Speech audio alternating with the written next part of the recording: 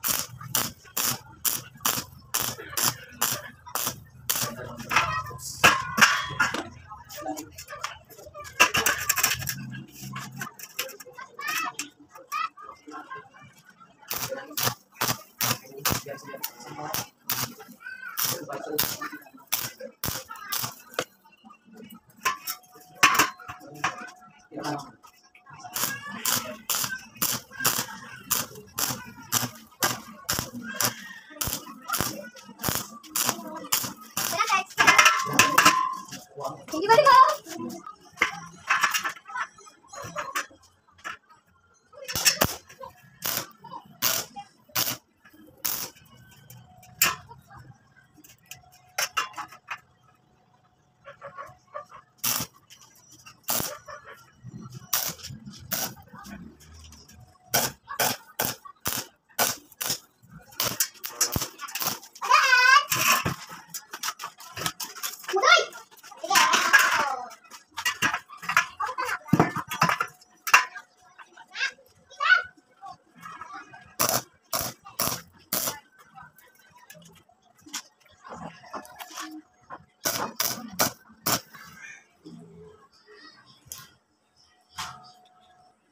Yan guys, apat na frame na ginagawa ko. Yan, tapos na lahat. Pati yung patibay dito. Ang gagawin ko na lang to, sasalpa ko na lang dun sa wall. Para malagyan na siya ng padling ng pahaba, ay ng tubular na pahaba para sa yero.